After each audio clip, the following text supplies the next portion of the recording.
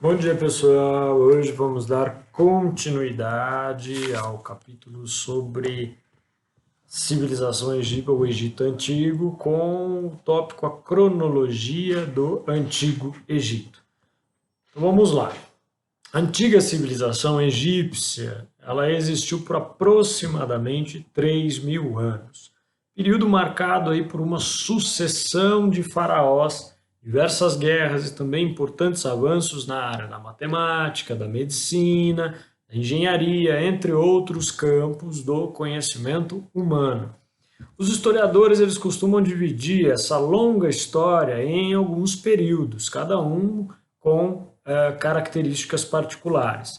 A gente vai conhecer hoje os mais significativos. Tem o Antigo Império, chamado Antigo Império, que vai aí de 3.200 a.C. até por volta de 2.300 a.C. Lembrem-se que antes de Cristo a contagem é decrescente, certo? O Antigo Império, marcado aí pela unificação do Alto e do Baixo Egito em um único reino, feita então pelo faraó Menes. O Antigo Império ele caracterizou-se pela expansão do reino em direção ao sul do território egípcio, com a conquista de terras da Núbia, atual Sudão, e pela construção das primeiras pirâmides. Revoltas internas puseram fim, à unidade política que existia, marcando então o fim do chamado Antigo Império. Existe também o Médio Império. O Médio Império vai de 2055 a.C. até por volta de 1650 a.C. A reunificação do Egito foi então promovida sob o comando do faraó Mentuhotep. O Médio Império ele foi um período ali de esplendor da arte egípcia. Por volta de 1650 a.C., os Ixos, povos de origem asiática que viviam então na região da Síria e da Palestina, conquistaram o Egito, marcando o fim desse período. É importante, só para abrir um parênteses, mostrar a vocês os três períodos, nós veremos o último, que nesses três períodos, um elemento de destaque aí foi a autonomia dos egípcios. Os egípcios eles se governavam, eles se autogovernavam, sem estar aí, portanto, sob o domínio de uma autoridade estrangeira, vamos dizer assim. Portanto, de 3.200 a.C. até por volta de 1059 a.C., como veremos ainda no terceiro período aqui, a gente pode dizer que somente pequenas rupturas, no decorrer ali, o Egito era uma nação livre e em grande parte esplendorosa. Uma época em que foi possível aí desenvolver não só o território, mas também algumas das suas mais importantes tradições culturais. Isso fez com que os egípcios formassem então uma das maiores civilizações da história, mantendo aí então por quase 3.000 anos uma continuidade política e cultural. Para a gente encerrar aí essa questão da cronologia do Antigo Egito, vamos parar para pensar então, depois do Antigo Império, Médio Império, tem também o Novo Império, que vai aí por volta de 1550 a.C. até por volta do ano de 1069 a.C. Com a expulsão dos Ixos, que haviam dominado a região e, portanto, colocaram fim ao Médio Império, com a expulsão dos Ixos do Egito e a formação de um novo governo unificado, inicia-se então o chamado Novo Império. Foi o período em que governaram aí famosos, conhecidos faraós, como Akenaton, entre 1352 a.C. até por volta de 1336, e também Ramsés II.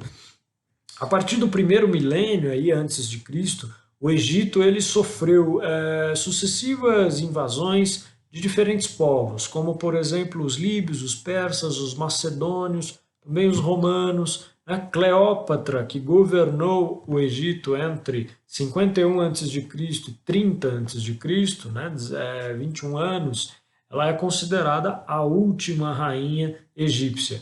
A sua morte marca, então, o fim do Império Faraônico, quando o Egito passou aos domínios de Roma. Né? É ali, a partir do final, né, gente, do Novo Império, portanto, esse último período, sobretudo com o domínio romano, que o Egito se viu subjugado a outras potências, o que acaba minando, né, acabando aí cada vez mais com a sua cultura antepassada. A sua autonomia foi retomada só aproximadamente na década de 1950, imaginem vocês, a qual resultou aí na sociedade egípcia conhecida hoje, né?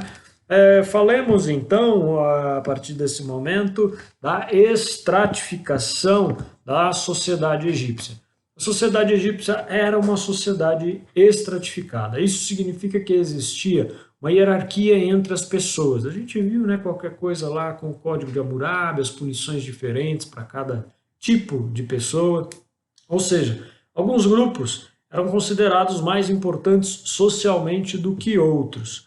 Muitos historiadores, inclusive, representam essa sociedade na forma de uma pirâmide.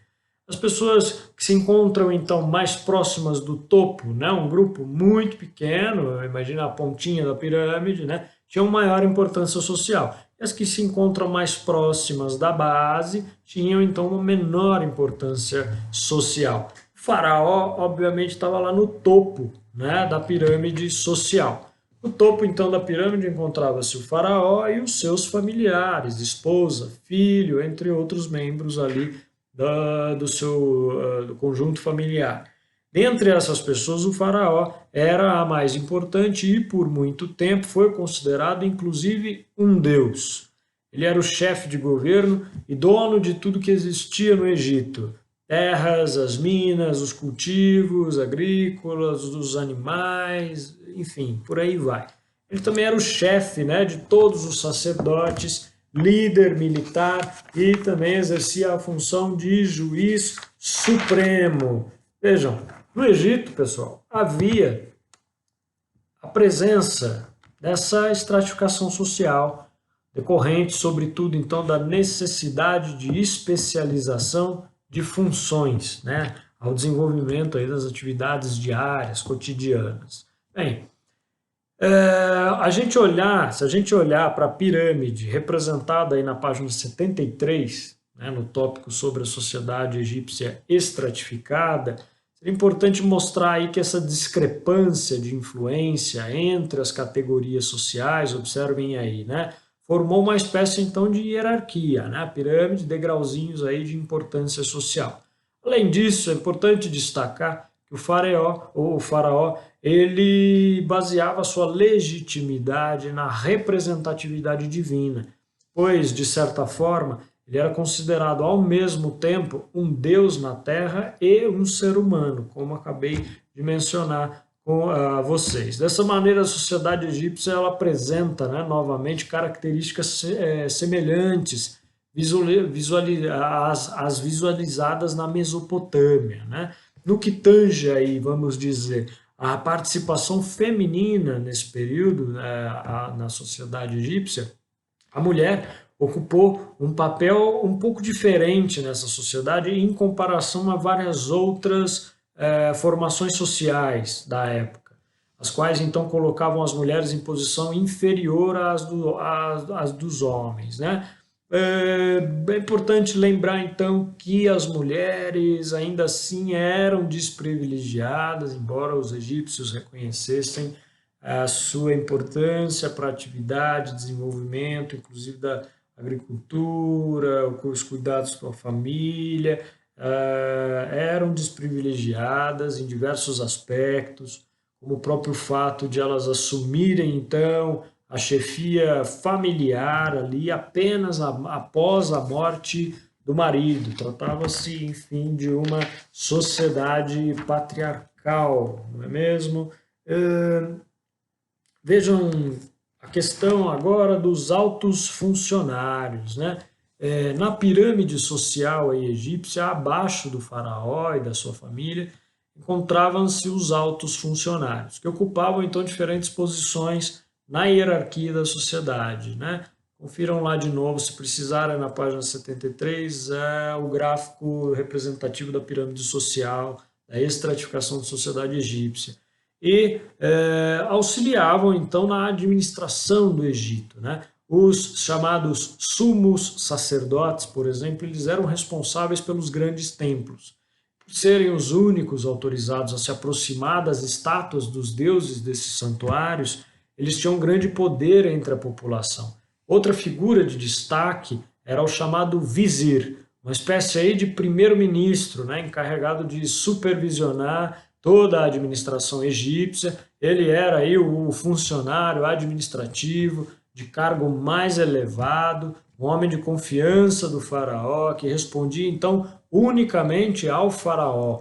A partir do nomeado Novo Império, que eu mencionei lá por fim, daqueles 3 períodos, o Egito passou a contar com 2 vizires, certo? Que é o plural aí de vizir. Um era responsável por administrar o Alto Egito e o outro, o chamado Baixo Egito, né? Aí também poderíamos mencionar a respeito das demais posições na pirâmide social de estratificação da civilização egípcia. Nas demais camadas aí da pirâmide social egípcia, em escala de maior para menor importância, vamos dizer assim, encontravam-se então os soldados, os escribas, os comerciantes, artesãos, camponeses, servos e, claro, os escravos, né? Em geral, presos de guerras, né? As pessoas escravizadas, em geral, eram presos de guerra. Os camponeses representavam, no entanto, a maior parte da população e eles eram responsáveis por garantir, afinal, a alimentação, né? Cultivavam, então, frutas variadas, como uva, o figo, a tâmara, além dos cereais. Entre os principais aí, cultivos estavam o trigo e a cevada, né? Utilizados então na produção do pão e da cerveja, criação dos sumérios, dos povos sumérios, enfim. Faziam aí o pão e a cerveja faziam parte da alimentação diária da população. Particularmente seria importante considerarmos aí o papel dos escribas na estratificação social. Uma figura aí de grande prestígio na sociedade egípcia era a do escriba, né? Ao lado, então, dos altos funcionários e também dos elevados aí dignatários reais, os escribas eles estavam entre os poucos egípcios que, afinal, sabiam ler e escrever. Essa valorização dos escribas ela pode ser verificada pela grande variedade de produções artísticas que buscavam representá-los, né? Em geral, eles foram reproduzidos sentados no chão, com as pernas cruzadas e com seus materiais de trabalho à mão, né? A folha de papiro foi aí uma invenção que facilitou muito a escrita no Antigo Egito, né? É importante relembrar aqui com vocês a principal ferramenta utilizada pela sociedade mesopotâmica, que eram aí os tabletes de argila, e mostrar também aí a importância, né, da própria folha de papiro, né? Talvez a gente pudesse, numa visualização aí imaginária, vamos imaginar, né, as características diferentes aí que tornaram o papiro, por exemplo, superior à argila, né? Os aspectos aí como o peso, a mobilidade, o transporte, o próprio armazenamento e os fatores que implicavam aí na preservação dessas espécies de documentos produzidos pelos escribas nesse período. O trabalho do escriba, então, na maior parte das vezes, ele era o quê? Ele era burocrático, né? Cabia ao escriba controlar o que era produzido no Egito, né? Então, ele controlava, ele registrava, né, os processos de colheitas, volumes de cereais armazenados lá nos chamados silos, tamanho de uma área cultivada, o número de cabeças de gado, os impostos pagos pela população, enfim, tudo isso, todos esses registros documentais ficavam a cargo dos escribas. Os escribas também cuidavam dos projetos de construção das grandes obras públicas realizadas pelos faraós, como os diques e os canais de irrigação. Lembra, né, que falamos na aula passada, escoamento por canais, do período de cheia do Rio Nilo, das águas do Rio Nilo, ao desenvolvimento da agricultura e ao desenvolvimento da própria civilização egípcia, a importância de tudo isso, né? Então, e ainda os escribas se encarregavam de fazer cópias, né, e de escrever então os textos religiosos desse período. Eles também costumavam andar sempre aí com as suas ferramentas de trabalho em mãos, né? Em geral aí eram pincéis de junco, paleta, tintas preta e vermelha, sobretudo, e as folhas de papiro, né? Nas quais eles escreviam os seus textos. A gente pode considerar que, assim como os mesopotâmicos e também os chineses, os egípcios desenvolveram então um dos sistemas aí de escrita mais antigos da história. Semelhante aos sumérios, que acabei de mencionar por causa da cerveja, eles começaram com símbolos que, né, os egípcios começaram, à semelhança dos sumérios, com símbolos que representavam primeiramente as palavras que eles queriam dizer. Dentre as formas aí de escrita egípcia, a dos chamados hieróglifos, né, é a mais conhecida hoje em dia, mas outros sistemas também foram desenvolvidos ao longo do tempo, não só a escrita hieroglífica. Problema de dicção, pessoal. Hieroglífica. No próximo vídeo eu comentarei com vocês a respeito dos exercícios, da tarefa da aula de hoje.